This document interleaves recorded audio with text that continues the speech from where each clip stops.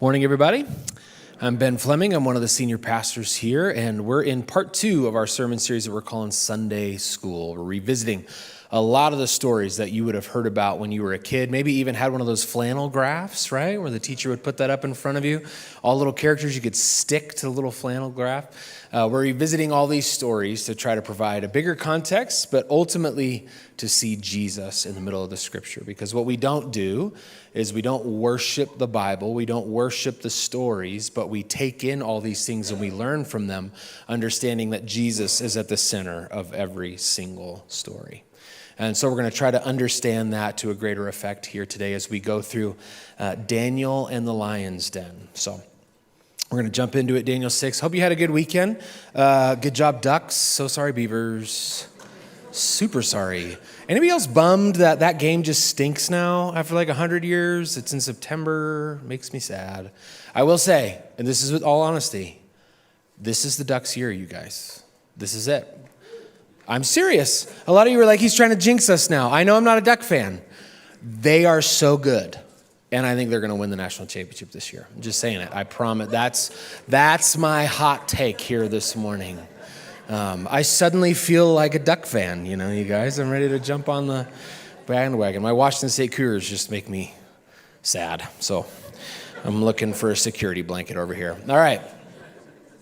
Daniel chapter 6.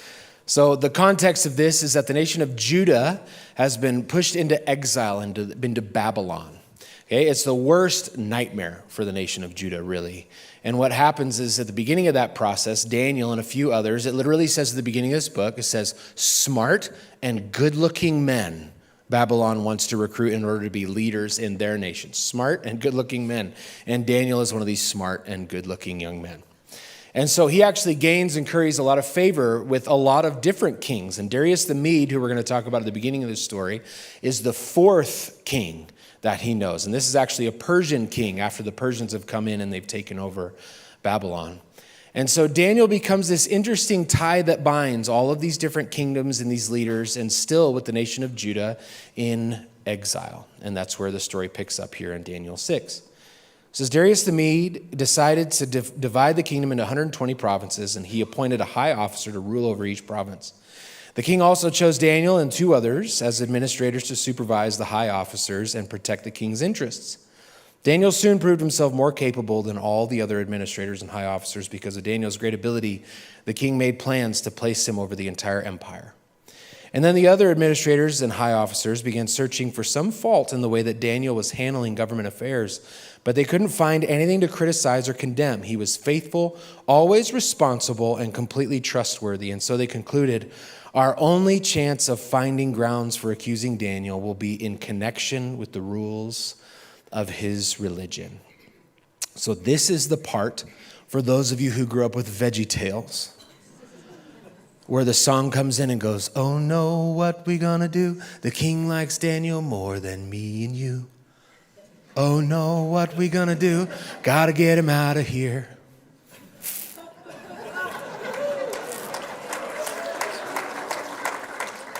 Thank you. Verse 10, but when Daniel learned that the law had been signed, he went home and knelt down as usual in his upstairs room with its windows open toward Jerusalem. And he prayed 3 times a day, just as he had always done. So through all these rulers, all these kings, this entire exile situation, he has always prayed 3 times a day, giving thanks to his God. And then the officials went together to Daniel's house and found him praying and asking for God's help. And so at the last, the king gave orders to Daniel to be arrested and thrown into the den of lions. And the king said to him, may your God, whom you serve so faithfully, rescue you. A stone was brought and placed over the mouth of the den, and the king sealed the stone with his own royal seal and seals of his nobles so that no one could rescue Daniel. And then the king returned to his palace and spent the night fasting, and he refused his usual entertainment and could not sleep at all that night. The poor king who's just thrown Daniel into the lion's den won't take his entertainment like he usually does. Poor guy. The second part of that song, by the way, is we got to get him out of here. And then for those of you who know VeggieTales, there's this really high vocal, we could throw him in the dungeon.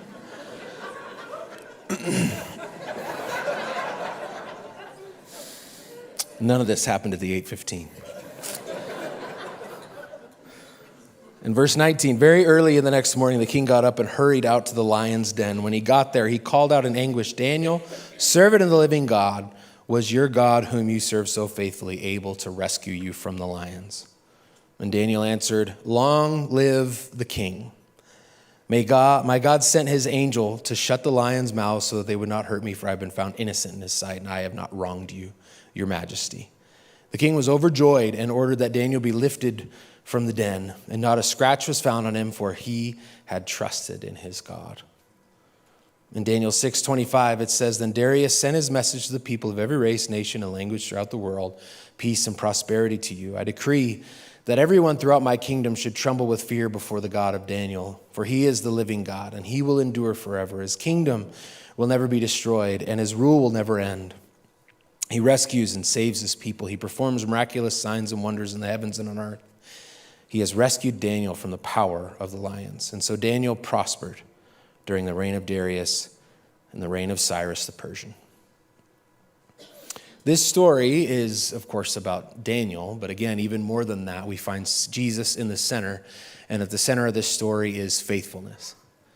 The faithfulness of Daniel to continue his practices and his acknowledgement and his commitment to God, and ultimately God's faithfulness to Daniel in the middle of all kinds of circumstances, all rulers and cultures and pressure and lions.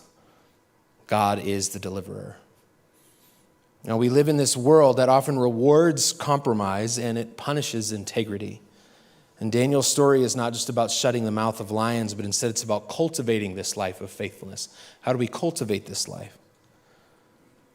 I want to encourage you today as we enter farther into the text that we are to be encouraged throughout all of our days to be living from the center of God's grace and hope and love.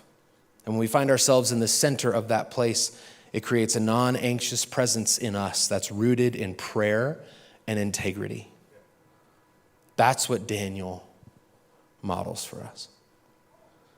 And so as a result, Daniel can look a little bit like a character that doesn't seem on its surface quite like a hero. Some of my favorite friends over the course of my life have been the guys on baseball teams or in friend groups that want to fight everyone. I just love these guys. We had a first baseman when I was in college. His name was Sean Teeters, and he was a big, mean, angry dude. And no matter what the other team did, he was like, did you see that? That guy wants to fight. He put his baseball bag on our side of home plate an hour before the game. Forget that guy. And he would strut around and gosh, I love Sean. And there were a few fights that we all got in as a result of Sean being kind of a loose cannon. But there was this feeling, of like, yeah, we got Sean Teeters and he's 275 pounds and he's angry and he's like, we're in great shape. I got news for you today. Daniel is not Sean Teeters. Peter might have been. Peter cut off a guy's ear and Jesus had to go fix it, and Peter was emotional and reactionary, and Daniel is not. If you're looking for someone to help fuel your anger from this platform this morning, you're not going to find it in Daniel. Daniel's not that guy. Daniel would have frustrated you if you're looking for a fight. Daniel, on several occasions, as the nation of Judah is being taken captive and they have these corrupt and wild and angry and weird kings, Daniel, as a response to all of these situations, would do what? Go find his sword. No, he wouldn't. Create a coup in order to overthrow the government. No, he didn't. He actually assimilated really well to the different cultures that came into their kingdom. He insisted that he gets to continue on his own diet, and he insisted that he continues to pray 3 times a day. That was what Daniel did. Not looking for a fight, not looking to fuel anger, instead looking to remain faithful to God. Now, this is tough considering the pressure, right? It's an interesting cultural moment. And then you actually do have the pressure of the rules changing on him in the middle of the story in Daniel 6, where all of a sudden it becomes illegal to pray to anyone except for the king. You have this pressure, and pressure creates poor decision-making. If you've ever coached youth sports, you will know pressure creates poor decision-making.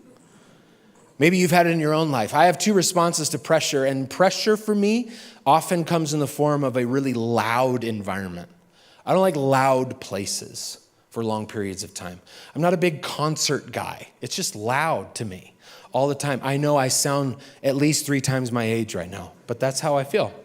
And this happened in our car the other day. We were doing, both of my kids are playing Parks and Rec soccer, and so we were doing the thing where you drive around town all day, trying to get to places on time. And in the process, you're usually yelling at each other a little bit in the car. And this was about a plan that we were trying to make after the games. And so I said, we're going to go watch the game at this place at 4 o'clock, the Mariners game. Because I've been watching kids play soccer all day and I need a detox, okay? And my son goes, well, can Tate come and can Crew come? And well, if Crew can't, can Wyatt come? And I'm going, I don't want to text more parents. I'm sick of this. I'm sick of your social calendar. I'm sick of my social calendar. And so he's kind of elevating the volume, and then my daughter chimes in, and she's like, I never have friends with us. Joel always has friends, and I never get friends. Why not my friends? And my wife is like, look, I don't want to do this. And my response, I have 2 responses when the volume goes up. Number 1 is I walk away from an environment. I am currently driving a vehicle, so that is not on the table. Although I was close. My second response is just get louder than the volume that's already existing in the environment.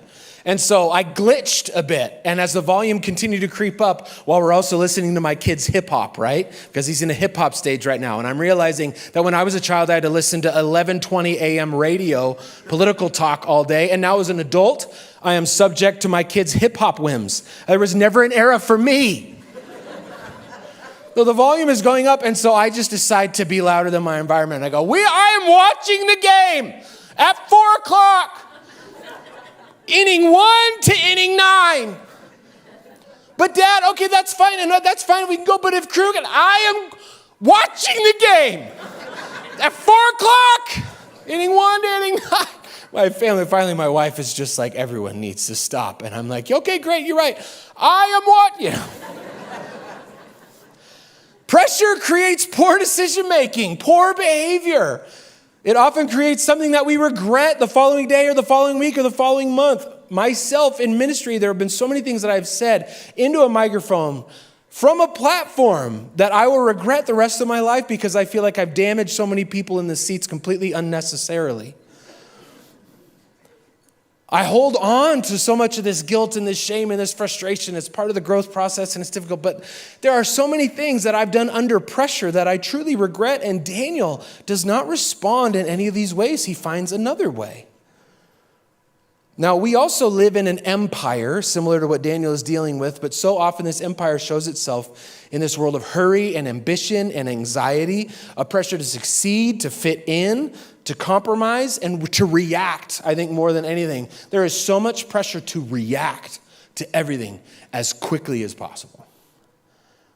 And I want to encourage you today to take a moment whenever you think that being the loudest and the first to react to something means that you are the best or the most into whatever is happening at our cultural moment.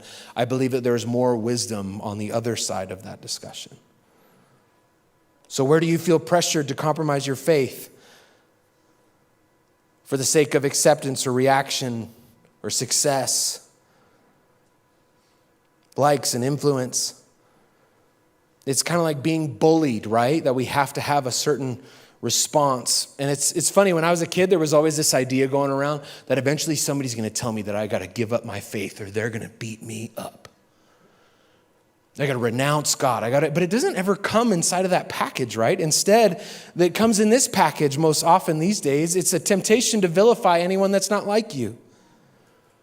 It comes in the form of a bully that says they are other than you, they believe differently than you, so they're the other side, the other team, the other politic, the other nation, the other neighborhood, the other state, the other class, the other faith. Those people are the others, and they are the ones that are considered the enemy. And how fast can we draw a line that has the good people and the bad people, with me always on the good side? And how quickly can we do this and see people as anything other than a child of God?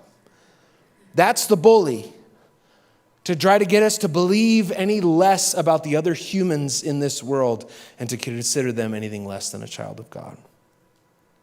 Daniel resists all of these pressures and temptations. And instead, he develops a rhythm of prayer. And so when this decree is passed, Daniel doesn't panic. He doesn't fight. He simply continues his practice.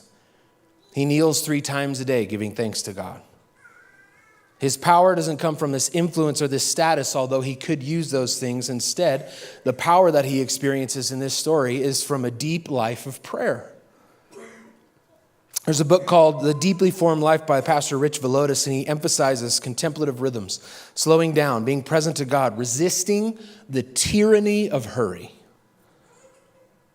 Daniel's strength in this crisis flows from years, not of political ideology, not of fast-paced reactions, but instead, his power comes in this crisis flows from ordinary prayer, everyday prayer. So I'd ask you today as we continue on, what rhythms are you developing in your life, and what is the fruit of those rhythms?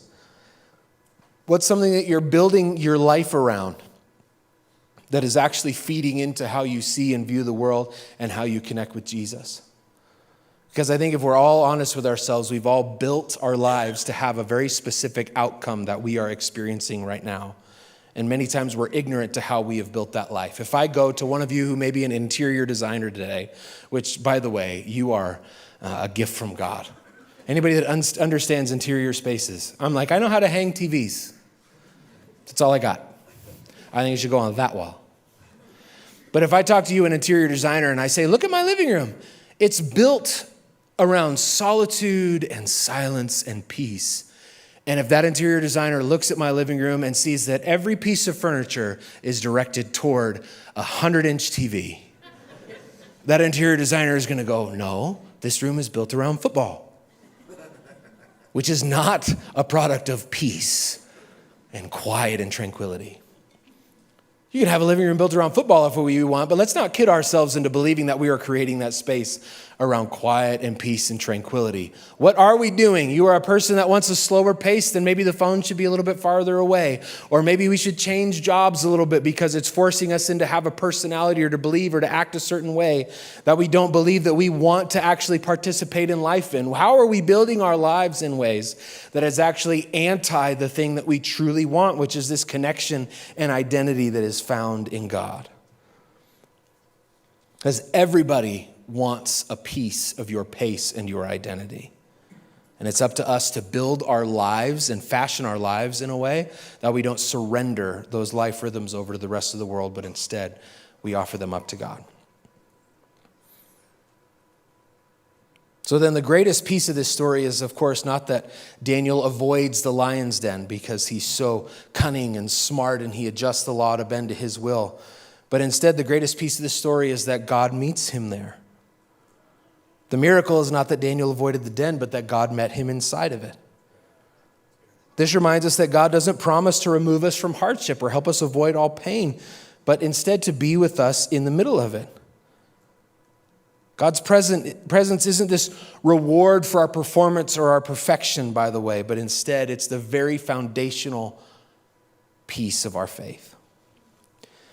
I want you to know, because I met with a couple of people this week, I want you to know that God is with you and he loves you and he's doing so right now in spite of whatever you think might be creating a shortcoming for you or a disconnect from God. Do you know this?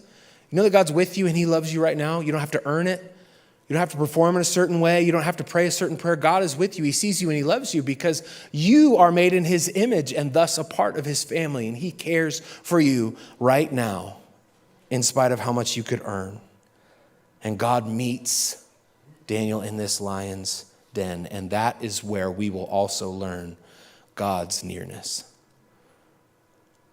We find ourselves present in these times of crisis if we can simply look toward God. Because what is happening when Daniel prays, you'll notice that the scripture says that he prays toward Jerusalem. So when the temple was built, when King Solomon built this temple, he actually said, and if my people ever find themselves in exile, they will turn and they will pray toward Jerusalem, and those prayers will be answered. It's Daniel reconnecting with this identity of where he comes from and the God who saves him. It's a reprioritizing of an understanding of how this world works and what is actually important in the middle of all the chaos. we had a situation in my family this last week where we learned that our oldest dog has cancer in her face. She's got a tumor. I'm going to say it quick, okay? And I finally told the kids, and my daughter said something amazing. She was crying. We were all crying, weeping. And my daughter says, but she is so important. And I was like, yes, that's it. She's sweet and wonderful and great, and we love having Roka around, and she's going to be around hopefully for a bit longer. But Jovi said, she's so important. And I was like, Jovi's doing that thing right now. Everything is being reprioritized because she sees and feels this crisis. She sees the world for how it is. And that at its core, this experience that we have with God is that we would see the other people around us with such love and depth, and that we would see those who we are spending this life with as so important. Daniel does this when he prays, when he faces Jerusalem. He's understanding that there's all these policies and all these kings and kingdoms, that everything is shifting and changing. But let me tell you what is most important, and that is this connection that I have with God. And so after he is rescued from the lion's den, because of this faithfulness and reprioritizing and understanding the important things in his life, after his deliverance, King Darius proclaims the greatness of God, and Daniel's faithfulness becomes a witness to the empire. So when we live these deeply rooted lives, non-anxious and prayerful and compassionate, we bear witness not by loud arguments, but instead by embodied faithfulness. The world takes notice when Christians actually live differently. When no one else is patient, we find ourselves being patient. When no one else is kind, we find ourselves being kind. When no one else sees the importance of the soul and the person that exists in the world right next to them, we find the importance in that soul. The world takes notice. So this story is not just about Daniel, but instead it's also about a God who is faithful. Pastor Rich Velotis again says this. He says, the call of the Christian is not first to be impressive, but to be faithful. So Daniel invites us into a couple things. One is that discipline. He invites us into a discipline of prayer. He invites us to shift and change and mold our schedules and our time and our thoughts into a different place. I've been praying. I think Evan's been doing it too. He went to this prayer school several years back by an author named Brian Zond. And he showed us in this class how he goes about praying. And we actually got this printout with some of the prayers that he prays that are old creeds. They're old prayers from the Common Book of Prayer. And some of it is just repeating these prayers. And then there's open moments for more spontaneous moments in our prayer time with God. And I've been doing this most days since that time we went to visit him. And it has slowed me down in some days the worst way. Coming in hot with a full schedule and a full day, and I'm going, I have to slow down and pray? This is the worst. I got stuff to do.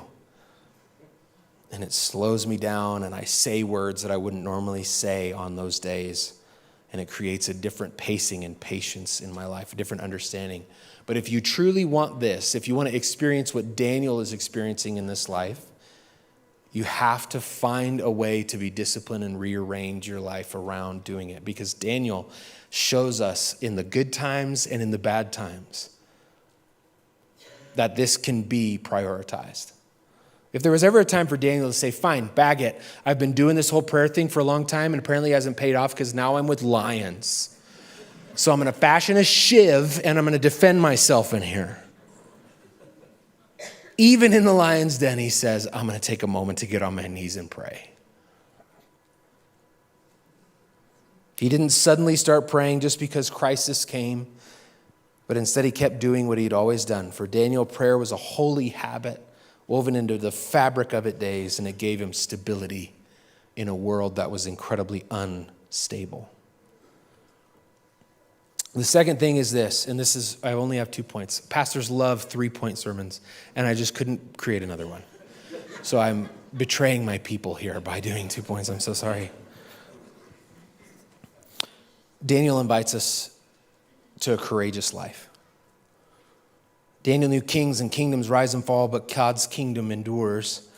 And prayer was his declaration of dependence on God. Even though he served pagan rulers, his ultimate loyalty was to the Lord, and that took great courage in many ways. Now it's funny, again, I look at the life of Daniel and I don't say courage as the first word to describe him. If Daniel's my friend and every time something hard happens, he disappears to go to his room and pray, I'm probably going, you are kind of a sissy. Where are you going? It's time to fight. It's time to change this government. It's time to do all these things. And you disappear to pray. Why? Well, because it actually does take great courage.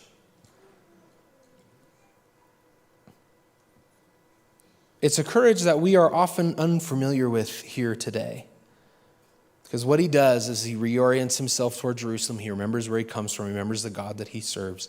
He offers up all of his own things and gives God an opportunity to speak through him in spite of those things.